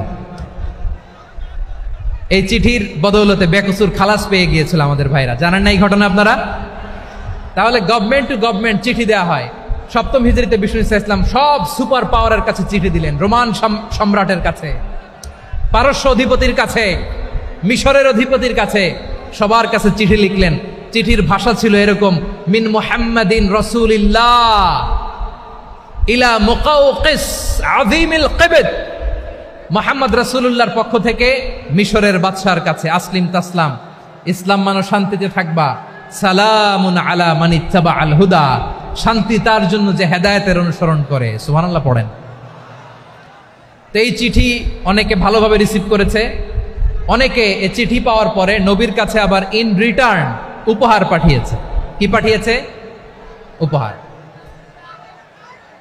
মিশরের বাদশা মুকাওকিস তিনি বিশ্বনবীকে বিশাল এক উপহারের ডালি পাঠিয়েছেন। মিশরের বাদশা মুকাওকিস ছিলেন ধর্মে খ্রিস্টান। লালমনিরহাটের ভাইয়েরা আওয়াজ করে বলেন, মিশরের বাদশা ধর্মে কি ছিল? খ্রিস্টান। কি উপহার দিয়েছিল আমার নবীকে? শুনতে মনে চায়? আওয়াজ নাই লালমনিরহাটের গলায়, শুনতে মনে যায়? 1000 স্বর্ণ মুদ্রা, 1000 স্বর্ণ মুদ্রা। 2টা খ্রিস্টান দাসী, একজনের নাম মারিয়া বিনতে শামউন আল কিবতিয়া, আরেকজনের নাম সিরিন বিনতে শামউন আল কিবতিয়া। একজন খ্রিস্টান দাস 20 থান কাপড় জামা বানানোর জন্য, আমরা নবী যেন সেলাই করে জামা বানাতে পারে এজন্য 20 থান কাপড়, 20 থান ফাইন গার্মেন্ট। সুবহানাল্লাহ পড়বেন না? এরপরে একটা গাধা যেটার নাম ছিল উফাইর, আর একটা খচ্চর, এটার নাম ছিল দুলদুল। খচ্চর চিনেন? গাধা আর ঘোড়ার ক্রসিং এ যে প্রাণীটা দুনিয়াতে আসে ওটার খচ্চর বলে। তো এই যে সুপার পাওয়ার খ্রিস্টান বাদশার কাছে নবী চিঠি লিখলেন, ওই খ্রিস্টান বাদশা আমার নবীকে উপহার দিল, বিশ্বনবী এই উপহারগুলো সানন্দে গ্রহণ করেছে। সুবহানাল্লাহ পড়বেন না? তাহলে অমুসলিম কেউ যদি আপনাকে উপহার দেয়, হালাল উপহার হলে আপনি গ্রহণ করতে পারবেন। অনুরূপভাবে পারস্যের বাদশাহ, রোম সম্রাট বিশ্বনবীকে উপহার পাঠিয়েছেন। আমার নবী সবগুলো উপহার, গিফট গ্রহণ করেছেন। সুবহানাল্লাহ বলেন। তাহলে প্রিয় লালমনিরহাট, আওয়াজ করে বলুন, ইসলাম কি ন্যারো মাইন্ডেড রিলিজিয়ন না ব্রড মাইন্ডেড? আম্মাজান আয়েশার কাছে মাসালা জানতে চায় মেয়েরা, হে আম্মাজান, অগ্নি উপাসকেরা তাদের ঈদের দিন নওরোজের সময় আমাদেরকে পাখি দেয়, নেওয়া যাবে? উনি বললেন, ওরা জবাই করে দিলে নেওয়া যাবে না, কিন্তু ওরা যদি ফলমূল এরকম খাবার দেয় এগুলো নেওয়া যাবে। তার মানে অমুসলিমদের দেয়া উপহার এটা গ্রহণ করা যায়। সুবহানাল্লাহ বলেন। শুধু তাই নয়, বিষ্ণু ঈসা ইসলাম অমুসলিমদের সাথে আর্থিক লেনদেনও করেছেন, ফিনান্সিয়াল ডিলিং করেছেন। অমুসলিমদের সাথে প্রয়োজনে আপনি ফিনান্সিয়াল ডিলিং করতে পারবেন। আমরা প্রায় দেখি বাজারের মিষ্টির দোকানগুলো আমার হিন্দু ভাইদের। লালমনিরহাটে মিষ্টির দোকান, দইয়ের দোকান কারা চালায়? হিন্দুরা চালায় না? তারপরে যে বারবার শপ, চুল কাটে যে নাপিত, অধিকাংশ নাপিতের দোকানে কারা? আমার হিন্দু ভাইরা। তা আপনি চুল কাটতে পারবেন কিনা? পারবেন কিনা বলেন? পারবেন। তার দোকান থেকে দই মিষ্টি কিনতে পারবেন কিনা? হ্যাঁ, আমার মুসলিম ভাইয়ের দোকান থাকলে ওইটারে আমি বেশি প্রায়োরিটি দিব, ঠিক কিনা? কিন্তু যদি তাদের সার্ভিস নিতে চান, প্রোডাক্ট নিতে চান, পারবেন। তার দলিল সহিহ বুখারী, আম্মা জান আয়েশা রাদিয়াল্লাহু তাআলা আনহা বলেন, ইশতারা রাসূলুল্লাহ সাল্লাল্লাহু আলাইহি ওয়াসাল্লাম মিন ইয়াহুদিয়িন তুআমান ওয়া রাহানাহু দিরআহু মিন হাদিদ। রাসূল সাল্লাল্লাহু আলাইহি ওয়াসাল্লাম এক ইহুদির কাছ থেকে, কার কাছ থেকে? সবাই বলে নাই, কার কাছ থেকে? আমার নবী, পেয়ারা নবী এক ইহুদির কাছ থেকে জব কিনেছিল, জব, বার্লি, যেটা দিয়ে রুটি বানায়। ওই জবের দাম দেওয়া টাকা পয়সা নবীর কাছে ছিল না, ফলে নবী ওনার একটা পোশাককে মর্গেজ রেখেছিলেন, মর্গেজ, বন্ধক, যে এখন এটার দাম দিতে পারবো না, কয়েক কেজি বার্লি নিয়ে যাই আর বন্ধক হিসেবে আমার জামাটা রেখে গেলাম, যেদিন দাম দিব ওই দিন জামাটা ছুটায় নিয়ে যাব। সুবহানাল্লাহ পড়বেন না? বাকিতে নিছিলেন, বাকিতে। দিরআহু মিন হাদিদ, লোহার তৈরি বর্ম, মানে যুদ্ধের পোশাক, লোহা দিয়ে বানানো। বিষ্ণুনবী বললেন, কয়েক কেজি জব দাও, টাকাটা পরে দিব, এখন টাকা নাই, বন্ধক হিসেবে, মর্গেজ হিসেবে আমার জামা রেখে গেলাম, যখন টাকা দিব জামা ছুটায় নিব। আওয়াজ করে বলতে হবে সুবহানাল্লাহ। এ থেকে বোঝা গেল অমুসলিমদের সাথে ফিনান্সিয়াল ডিলিং করা যায়, অর্থনৈতিক লেনদেন করা যায়, কেনাবেচা করা যায়, প্রোডাক্ট কেনা যায়। এমনকি আমাদের মসজিদে নববীতে বারান্দায় আপনার একটা অটোমেটিক ফ্লাইং আমব্রেলা দেখছেন? সূর্য যখন বাড়ে মসজিদে নববীর বারান্দায় ইয়ার্ডের মধ্যে অটোমেটিক্যালি কিছু আমব্রেলা আছে, সাঁ করে খুলে যায়, আর সূর্যের তাপ লাগে না। আবার সন্ধ্যাবেলায় এই আমব্রেলাগুলো ওরা ক্লোজ করে ফেলে, দেখেন নাই না? দেখছেন? এই মসজিদে নববীকে সর্বোচ্চ উন্নত মানের কনস্ট্রাকশন ইনফ্রাস্ট্রাকচারে ডেভেলপ করার জন্য কর্তৃপক্ষ কিছু অমুসলিম ইঞ্জিনিয়ারের, ডিজাইনারের সহায়তা নিয়েছিল। সুবহানাল্লাহ বলেন। কোন দলিলের ভিত্তিতে? এই দলিলের ভিত্তিতে যে বিষ্ণু ঈসা ইসলাম অমুসলিমদের সাথেও লেনদেন করেছেন। আওয়াজ করে বলতে হবে আল্লাহু আকবার। শুধু তাই নয়, ইন কেস অফ ইমার্জেন্সি, প্রয়োজনে ইসলামের খাতিরে, ইসলামকে সামনের দিকে এগিয়ে নিয়ে যাওয়ার জন্য অমুসলিমদের সাপোর্ট নেওয়া জায়েজ আছে। সুবহানাল্লাহ বলেন। অমুসলিমদের সাপোর্ট নেয়া, তাদের থেকে অর্থ নেয়া, পলিটিক্যাল সাপোর্ট, পলিটিক্যাল অ্যাসাইলাম নেওয়া জায়েজ আছে। আমাদের অনেক বিশ্ববরেণ্য দায়ীরা আমেরিকায় অস্থায়ীভাবে অ্যাসাইলাম নিয়ে থাকে, নিজের দেশে গেলে ফাঁসিতে ঝুলাই দিবে। যুগ যুগ ধরে দায়ীদের উপরে এরকম অত্যাচার আর নির্যাতন আছে না নাই? মিশরের অনেক দায়ীরা পাশ্চাত্যে যেয়ে থাকে, এই যে তারা পলিটিক্যাল অ্যাসাইলাম নিয়ে থাকে, রাজনৈতিক আশ্রয়, এটা জায়েজ আছে না? এটা যে জায়েজ আছে তার প্রমাণ স্বয়ং বিশ্বনবী সাল্লাল্লাহু আলাইহি ওয়াসাল্লাম পলিটিক্যাল সাপোর্ট নিয়েছিলেন অমুসলিমদের কাছ থেকে। সুবহানাল্লাহ বলেন। খুব মজাদার একটা ঘটনা শুনবেন, আপনাদের আগ্রহ দেখে তো মনে হয় না শোনার ইচ্ছা আছে। আছে আছে, গলায় জোর আছে। লিল্লাহি তাকবীর, লিল্লাহি তাকবীর, নারে তাকবীর। মাশাআল্লাহ।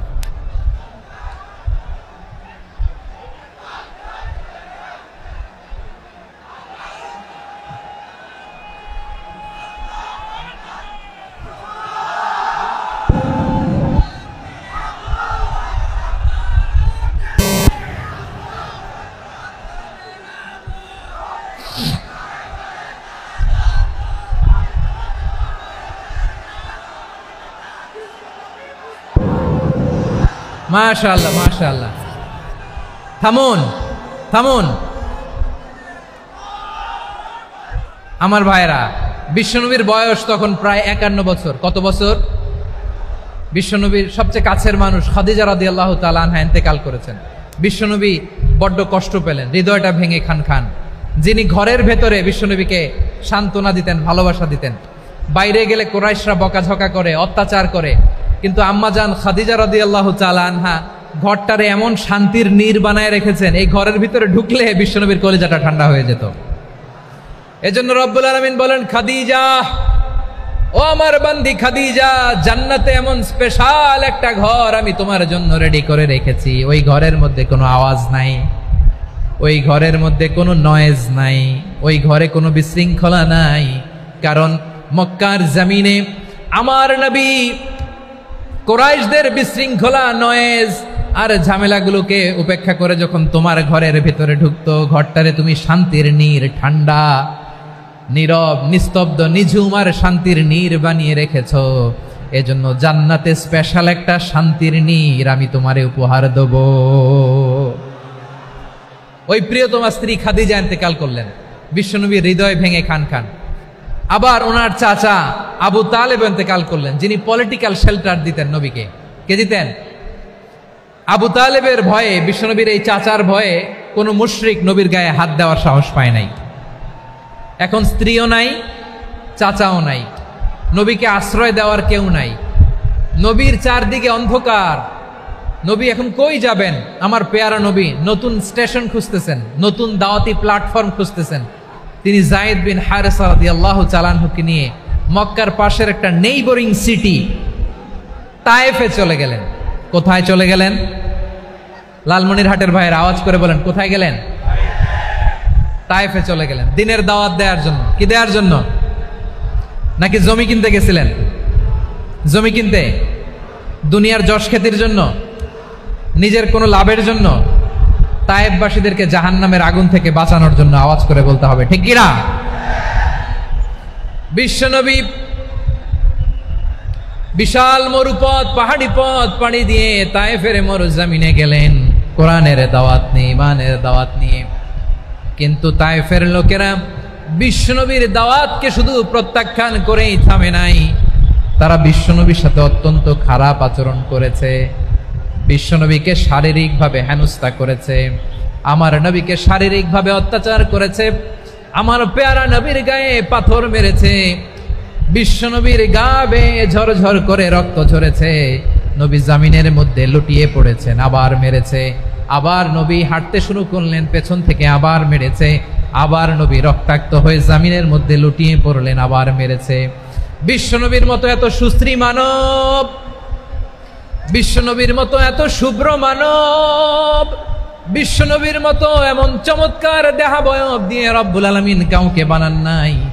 এরকম চমৎকার মানুষটাকে তারা তায়েফের ওই জমিনে রক্তাক্ত করেছে। বিশ্বনবী দুনিয়ার কোনো স্বার্থের জন্য সেখানে যান নাই, নিজের কোনো লাভের জন্য, প্রাপ্তির জন্য যান নাই, তায়েফবাসীদের জাহান্নামের আগুন থেকে বাঁচাতে গিয়েছেন। ঠিক কিনা বলেন? খেয়ে না খেয়ে দিন প্রচারের কাজে নিজেকে দিয়েছ বিলিয়ে, তায়েফের কাফিরেরা চিনল না সে আলো, দুষ্ট ছেলেদের পিছু দিল লেলিয়ে, পাথরের আঘাতে ক্ষত বিক্ষত হয়ে সারা শরীর থেকে রক্ত ঝরে। হে রাসূল তোমাকে ভুলি আমি কেমন করে, হে রাসূল তোমাকে ভুলি আমি কেমন করে। পারেন না আপনারা? ধরুন আমার সাথে, হাজার ব্যথা বেদনার পরে ফিরে আসনি তুমি আপন ঘরে, দিনের আলো তুমি ছড়িয়ে দিতে চলে গেলে মদিনায় মক্কা ছেড়ে। হে রাসূল তোমাকে ভুলি আমি কেমন করে, হে রাসূল তোমাকে ভুলি আমি কেমন করে। ঠিক কিনা বলেন? প্রিয় ভাইরা, তায়েফের ছেলেরা নবীকে রক্তাক্ত করলো। আমার নবী কই যাবে? কই যাবে? মক্কায় জায়গা নাই, তায়েফে জায়গা নাই। তায়েফ থেকে ভারাক্রান্ত মন নিয়ে আমার নবী মক্কায় ফিরে আসলেন। বিশ্ব নবী মক্কায় ঢুকতে পারেন না। মক্কার মরুভূমির দিকে তাকিয়ে, উপত্যকার দিকে তাকিয়ে বিশ্বনবী ধা ধা করে কাঁদেন, ঝরঝর করে। নবীর চেহারা মোবারক থেকে চোখের পানিগুলো বেয়ে বেয়ে পড়ে। আমার জন্মস্থান, আমার শৈশব, কৈশোর, যৌবন কেটেছে এই মক্কায়। আমার এলাকায় আমি ঢুকতে পারি না। বিশ্বনবী মক্কার অনতি দূরে দাঁড়িয়ে জায়েদকে পাঠালেন, জায়েদ যাও, দেখো কেউ আমাকে সাপোর্ট করার মতো আছে কিনা, যাও অমুকের কাছে যাও। জায়েদ গেলেন, তারাও প্রত্যাখ্যান করে ফিরিয়ে দেয়। বিশ্বনবী বললেন যাও অমুক লোকের কাছে যাও, তিনিও প্রত্যাখ্যান করে ফিরিয়ে দিলেন। কেউ বিশ্বনবীকে আশ্রয় দিতে রাজি হয় না। নিজ জন্মভূমিতে বিতাড়িত বিশ্বনবী, সর্বশেষ বিশ্বনবী বললেন যাও মুতঈম ইবনে আদির ঘরে যাও। মুতঈম ইবনে আদি মুশরিক, তার কাছে যাও। গেলেন, মুতঈম ইবনে আদি রাজি হয়ে গেল। সুবহানাল্লাহ বলেন। দেখেন, অনেক বিপদের সময়ও আমি নিজে সাক্ষী, সামাজিকভাবে রাজনৈতিকভাবে কত ঝঞ্ঝা, কত ষড়যন্ত্র, কত কনস্পাইরেসি পাড়ি দিয়ে আমাদেরকে সামনে এগিয়ে যেতে হয়। এই শত্রুদের ভেতরেও একজনকে দাঁড় করিয়ে দেয় যে আল্লাহর কোরআনের জন্য রেডি হয়ে যায়। পড়েন সুবহানাল্লাহ। মুতঈম ইবনে আদি, আল্লাহ তার মনকে নরম করে দিলেন। মুতঈম বলে, মুহাম্মদ আমি তোমাকে আশ্রয় দিব। তার দুই ছেলেকে পাঠালেন, যাও খোলা তলোয়ার নিয়ে, স্কট দিয়ে, গার্ড অফ অনার দিয়ে মুহাম্মদকে মক্কায় ঢুকাও, আর বলো আমি আমান দেব। আমান কি দিব? আমান মানে সিকিউরিটি, নিরাপত্তা। সিকিউরিটি ছাড়া, আমান দেওয়া ছাড়া কেউ থাকতে পারতো না মক্কায়। দুই ছেলে বিষ্ণু ইসা ইসলামকে নিয়ে আসলো। নবী কাবার চারদিকে তাওয়াফ করলেন, নামাজ পড়লেন। আবু জাহেল, উতবা, শাইবা, ওয়ালিদ ইবনে মুগীরা সবাই দেখে, কেউ কিছু করতে পারে না। কারণ মুতঈম ইবনে আদি ঘোষণা দিয়েছেন, আমি মুহাম্মদকে আমান দিয়েছি, মুহাম্মদের গায়ে যেন কেউ স্পর্শ না করে। আওয়াজ করে পড়েন সুবহানাল্লাহ। নবীর এই বিপদকালে মুহূর্তে মুতঈমের হৃদয়টারে নরম করে দিল কে? আচ্ছা, লালমনিরহাটের ভাইয়েরা বলেন, এই মুতঈম কি মুসলিম ছিল না মুশরিক? সবাই বলতে হবে, মুসলিম না মুশরিক? তাহলে মুশরিকের কাছ থেকে নবী পলিটিক্যাল অ্যাসাইলাম, আধুনিক রাষ্ট্রবিজ্ঞানের ভাষায় পলিটিক্যাল অ্যাসাইলাম, যেটাকে বলে রাজনৈতিক আশ্রয়, উনার আমান বা নিরাপত্তার এই ঘোষণায় তিনি মক্কায় ঢুকলেন। যতদিন নিরাপত্তা ছিল ছিলেন। মুতঈম যখন মারা গেল, বিষ্ণু ইসলাম হিজরত করে মদিনায় চলে গেলেন। সুবহানাল্লাহ। কিন্তু মুতঈম যে বিশ্বনবীর উপকার করছে এটা বিশ্বনবী ভুলে নাই। আমাদের অনেকে আছে, উপকার করার পরে আর খেয়াল থাকে না, খাওয়ার পরে গলা দিয়ে নামলে আর খেয়াল থাকে না। এরকম আছে না নাই? আমার নবী ভুলে নাই। বদরের প্রান্তরে 70 জন কাফেরকে যখন বন্দী করে বিশ্বনবীর সামনে হাঁটু গেড়ে দাঁড় করানো হলো, বসানো হলো, 70 জন কাফের। কয়জন? বিশ্বনবী তাদের দিকে তাকিয়ে বললেন, সহিহ বুখারীর বর্ণনা, লাউ কানাল মুতঈম ইবনে আদি হাইয়ান সুম্মা কাল্লামানি হাউলাইন নাতনা লা তারাকতুহুম লাহু। বদরের প্রান্তরে 70 জন বন্দী কাফিরের দিকে তাকিয়ে আমার নবী বললেন, আজকে মুতঈম ইবনে আদি যদি বেঁচে থাকতো আর তোমাদের 70 জনের ব্যাপারে যদি মুতঈম এক বাক্যে একটা সুপারিশ করত, তার সম্মানে আজকে তোদের সবাইরে আমি মাফ করে দিতাম। সুবহানাল্লাহ নাই? ওই যে চিল্লাচিল্লি যে কথা বোঝে নাই, কোন জিনিস মিস করছে ওরা নিজেরাও বোঝে নাই। বিশ্বনবী মুতঈমের এই সাহায্যের কথা বলে নাই। 70 জন মুশরিক হাঁটু গেড়ে বসা, নবী চাইলে এখনই এক্সিকিউশন অর্ডার দিতে পারে। তিনি বললেন, আজকে যদি মুতঈম বেঁচে থাকতো আর মুতঈম যদি তোদের জন্য সুপারিশ করতে, এই আবর্জনাগুলোর ব্যাপারে সুপারিশ করতে, আমি মুহূর্তেই তোদেরকে এমনি মাফ করে দিতাম। এবার বলেন, ইসলাম কি ন্যারো মাইন্ডেড না ব্রড মাইন্ডেড? শুধু তাই নয়, যাকে যে সম্মান দেয়ার আমার নবী দিতেন, হোক আস্তিক হোক নাস্তিক, হোক মুসলিম হোক অমুসলিম। বিষ্ণু ইসলাম যখন রোমান সম্রাটের কাছে চিঠি লিখেছেন, আমার প্রিয় লালমনিরহাটের ভাইরা, অল্প কয়েক মিনিট কয়েকটা জরুরি কথা বলবো, এদিকে তাকান, এদিকে তাকান। রোমান সম্রাটের কাছে বিশ্বনবী যখন চিঠি লিখলেন মিন মুহাম্মদ রাসূলিল্লাহ ইলা হিরাকলা আযীমির রোম। মুহাম্মদের পক্ষ থেকে হিরাক্লিয়াসের কাছে, যিনি হচ্ছেন আযীমির রোম।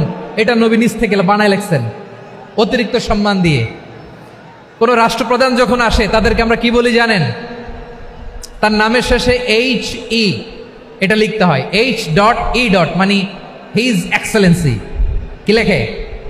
হিজ এক্সেলেন্টি, অথবা ইউর হাইনেস, ইউর ম্যাজেস্টি। দেখেন, বিশ্বনবী সাল্লাল্লাহু আলাইহি ওয়াসাল্লাম সব নবীদেরও নবী। তিনি একজন মুশরিক খ্রিস্টান সম্রাট, রোমান সম্রাটের কাছে চিঠি লিখতে যায়, লিখতেছে ইলা হিরাকলা আযীমির রোম, হিরাক্লিয়াসের কাছে আমার চিঠি, যিনি রোমের আযীম, হিজ হাইনেস, মানে রোমের অনেক সম্মানিত এক বাহাদুর। আওয়াজ করে বলেন সুবহানাল্লাহ। তার মানে যাকে যে সম্মান দেয়ার এটা বিশ্বনবী দিতেন। এমনকি যে ইহুদিরা ভালো ছিল, এই ইহুদিদেরও প্রশংসা করেছেন বিশ্বনবী মুহাম্মদুর রাসূলুল্লাহ সাল্লাল্লাহু আলাইহি ওয়াসাল্লাম। এক ইহুদির প্রশংসা করেছেন বিশ্বনবী। ইহুদির কার? কার? আমি তো আমার ভাইয়ের প্রশংসা করি না, আমি তো এক আলেম আরেক আলেমরে স্পেস দেই না, আমি তো এক দায়ী আরেক দায়ীর সাথে বসতে চাই না। আমার নবী ইহুদির প্রশংসা করে। কার প্রশংসা? ওই ইহুদির নাম ছিল মুখাইরিক। সিরাত গ্রন্থ ঘাটলে পাবেন। তিনি বলেছেন মুখাইরিক খাইরু ইয়াহুদ, Mukhairiq is the best of the Jews. জুইশদের মধ্যে সে সবচেয়ে ভালো। কেন প্রশংসা করলেন তার? এর কারণ মদিনা চার্টারে কথা ছিল সব ধর্মের মুসলিম, মুশরিক, ইহুদিরা মিলে মদিনাকে রক্ষা করবে। কিন্তু তৃতীয় হিজরিতে যখন উহুদের যুদ্ধ শুরু হলো, সবার কথা ছিল যেই আক্রমণ করে আমরা মদিনাকে বাঁচাবো। কোন শহরকে বাঁচাবো? মদিনাকে। কিন্তু কুরাইশরা যখন অ্যাটাক করলো, ইহুদিরা আর আসে না, ইহুদিরা আর বেরোয় না। বিষ্ণু বললেন, ওহে ইহুদিরা, তোমরা না চুক্তি করলে আমার সাথে যে মদিনা বাঁচাতে সবাই ঝাঁপিয়ে পড়বো, আসো। একটা ইহুদিও বেরোয় না, কেউ আসে নাই সেদিন, একজন ছাড়া। তার নাম মুখাইরেক। তার নাম কি? মুখাইরেক বাহাদুরের মতো ঘোড়সাওয়ার হয়ে বেরিয়ে গেলেন এবং বললেন, গোটা ইহুদি সাম্রাজ্যের একজনও যদি না আসে, আমি মুখাইরেককে কেউ ঘরে আটকে রাখতে পারবে না। বেরিয়ে আসলেন, এসে বললেন, আমি মুহাম্মদের পক্ষে যুদ্ধ করব। আমি মারা গেলে আমার সম্পদ আমার উত্তরাধিকারীরা পাবে না, আমার সম্পদ তোমরা মুহাম্মদকে দিয়ে দিবা। সুবহানাল্লাহ বলেন। উহুদের ময়দানে 70 জন মুসলমান শহীদ হলো। এই ইহুদি, সেও মুসলমানের পক্ষে যুদ্ধ করে নিহত হলো। সুবহানাল্লাহ বলেন। মুসলিমদের লাশ যখন নিয়ে আসা হলো, এই মুখাইরিকের লাশও নিয়ে আসা হলো। মুসলিমদের লাশের পাশে মুখাইরিকের লাশ দেখে বিশ্বনবী মুখাইরিকের প্রতি অনেক খুশি হলেন। আর বিশ্বনবী খুশি হয়ে বললেন, মুখাইরিক খায়রু ইয়াহুদ, মুখাইরিক যদিও তুমি ইহুদি, তারপরে তুমি সব ইহুদিদের মধ্যে সেরা ইহুদি। পড়েন সুবহানাল্লাহ। আমার নবী ইহুদিকেও সম্মান দিতে কার্পণ্য করে নাই। আওয়াজ করে বলেন আল্লাহু আকবার। প্রিয় ভাইরা, এবার সর্বশেষ আওয়াজ করে বলেন, ইসলাম কি ন্যারো মাইন্ডেড নাকি ব্রড মাইন্ডেড? সবাই বলেন, ন্যারো মাইন্ডেড না ব্রড মাইন্ডেড? এজন্য অমুসলিম হইলেই তারা আমাদের শত্রু নয়। শত্রু কারা? এই লালমনিরহাটের ভাইয়েরা শোনেন, শত্রু কারা?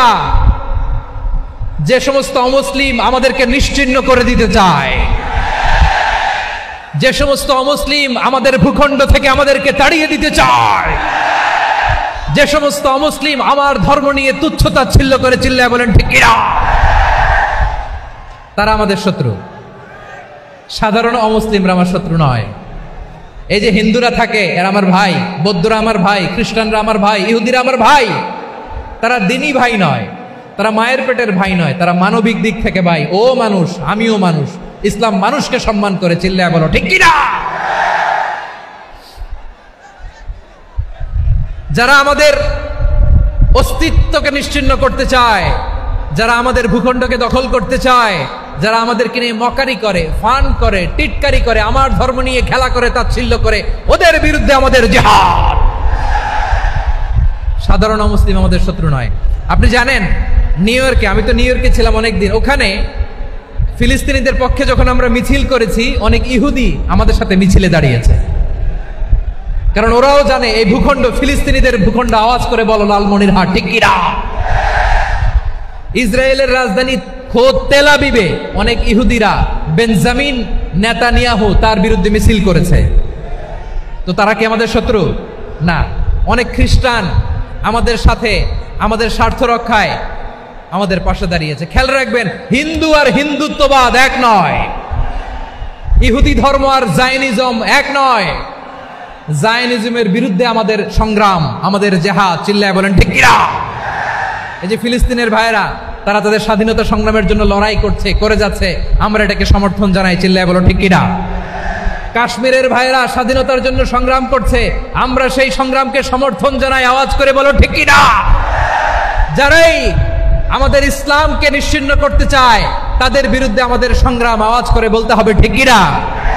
ওই সমস্ত দুর্বৃত্তদের সাথে আমাদের কোনো সম্পর্ক নাই। আমরা যদি ঐক্যবদ্ধ থাকতে পারি, ওই দুর্বৃত্তরা চান্স পাবে না। আমরা ঐক্যবদ্ধ থাকতে রাজি আছি। লালমনিরহাটের ভাইয়েরা, আমরা ঐক্যবদ্ধ থাকলে ওই দুর্বৃত্তদের কালো হাত ভেঙে দিতে আমাদের সময় লাগবে না। তাদের কালো হাত ভেঙে দিতে রাজি আছে মুসলমান? কারা কারা রাজি? দু হাত তুলে দেখাও।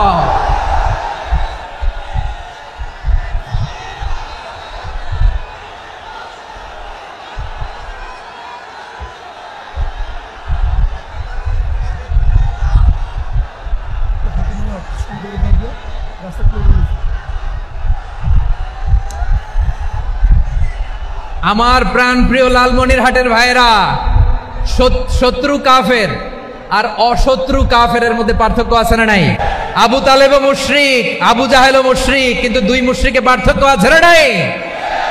আবু তালেব নবীর চাচা, মুশরিক, মারা গিয়েছে মুশরিক অবস্থায়, কিন্তু আজীবন আমার নবীকে আগলে রেখেছে, আমার নবীকে সাপোর্ট করেছে, ভালোবেসেছে। আবু জাহেলও মুশরিক, মারা গিয়েছে মুশরিক হিসেবে, আজীবন আমার নবীর বিরুদ্ধাচরণ করেছে। আবু জাহেলের শক্তি, সামর্থ্য, স্ট্র্যাটেজি, প্ল্যান সব আমার নবীর বিরুদ্ধে ছিল। এই আবু জাহেলের কারণে একটা দিন শান্তিতে আমার নবী মক্কায় ঘুমাতে পারে নাই, চিল্লায় বলেন ঠিক কিনা?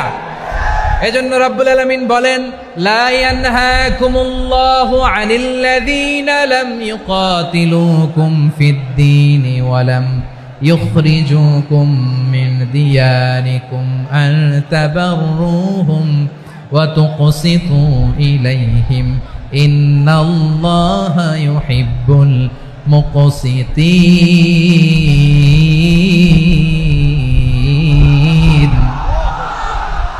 আল্লাহ বলে, গোলামেরা শোনো শোনো, যে সমস্ত অমুসলিম তোমাদের সাথে ধর্মযুদ্ধে লিপ্ত হয় না, তোমাদের বিরুদ্ধে যে সমস্ত অমুসলিম অস্ত্র ধরে না, যে সমস্ত অমুসলিম তোমাদেরকে তোমাদের জন্মস্থান থেকে, ভূখণ্ড থেকে তাড়িয়ে দেয় না, তাদের সাথে ভালো আচরণ করতে আমি আল্লাহ নিষেধ করি নাই। তাদের সাথে সদাচরণে কোনো নিষেধাজ্ঞা নাই, বরং তাদের সাথে সদাচরণ করো, এটাই আমি আল্লাহ চাই। তাহলে আমার যে অমুসলিমরা আমাদের সাথে শত্রুতা করে না, তুচ্ছতাচ্ছিল্য করে না, আমাদের ভূমি থেকে আমাদেরকে উচ্ছেদ করতে চায় না, আমাদের বিরুদ্ধে অস্ত্র ধরে না, ওই অমুসলিম ভাইদের সাথে আমাদের কোনো দ্বন্দ্ব আছে? কোনো বিরোধ আছে? বরং আছে ভালোবাসা। বরং আছে কি? এই ভালোবাসা দিয়েই আমরা বিশ্ব জয় করবো। রাজি আছে মুসলমান? আমাদের পুঁজি ভালোবাসা। আমাদের পুঁজি কি? এবার আওয়াজ করে বলেন, আমার এই পুরো আলোচনা থেকে the religious coexistence, peaceful coexistence, শান্তিপূর্ণ সহাবস্থান, কমিউনাল হারমোনি, এই সাম্প্রদায়িক সম্প্রীতি, এই আলোচনা থেকে কি বুঝলেন? ইসলাম কি ন্যারো মাইন্ডেড না ব্রড মাইন্ডেড? এই ব্রড মাইন্ডেড হৃদয় নিয়ে, ভালোবাসা দিয়ে আমরা বিশ্ব জয় করতে চাই। রাজি আছেন? আল্লাহ কবুল করুক, আমরা সবাই পড়ি আমিন। লালমনিরহাটের জেলা স্টেডিয়ামে আমার প্রিয় মায়েরা, বোনেরা, আপনাদের জন্য একটা হাদিস বলে শেষ করব। বিশ্বনবী বলেন, আমার মায়েরা খেয়াল করে শুনুন, বিশ্বনবী আপনাদের উদ্দেশ্য করে বলেন, আল মারআতু ইযা সাল্লাত খামসাহা ওয়া সামাত শাহরাহা হাফিজাত ফুরুজাহা আতাআত বা'লাহা ফালতাদখুল মিন আইয়ি আবওয়াবিল জান্নাতি শাআত। বিশ্বনবী বলেন, ও রমণীরা, ও নারীরা, যে সমস্ত নারী এই চারটা কাজ করবে, এই চারটা কাজের গ্যারান্টি দিবে, তাদেরকে জান্নাতের 8টা দরজার গ্যারান্টি দেয়া হবে। কি চারটা কাজ? 1 নাম্বার, আল মারআতু ইযা সাল্লাত খামসাহা, যে নারী 5 ওয়াক্ত নামাজ পড়ে। কি করে? জেলা স্টেডিয়ামে অবস্থানরত আমার নারীরা, বোনেরা, বিশ্বনবী আপনাদেরকে 4টা কাজের কথা বলেছেন, খুব বেশি না। 4টা করলে 8 জান্নাতের দরজা সব খোলা। কোনটা দিয়ে যাবেন? যেটা দিয়ে মনে চায়। 1 নাম্বার 5 ওয়াক্ত নামাজ। আমার বোনেরা জোহরের নামাজ পড়তে পড়তে এটা আসরে নিয়ে যায়, আসর পড়তে পড়তে এটা মাগরিবে নিয়ে যায়, এরকম আসরা নাই? লালমনিরহাটে হয়তো নাই। আমার বোনেরা এটা করবেন না। ইন্নাস সালাতা কানাত আলাল মুমিনিনা কিতাবাম মাওকুতা, সময় মতো পড়বেন। সামাত শাহরা, রমাদানের রোজাগুলো রাখবেন। হাফিজাত ফুরুজাহা, যে নারী তার চরিত্রকে হেফাজত করে, তার প্রাইভেট হেফাজত করে, তার লজ্জাস্থান হেফাজত করে।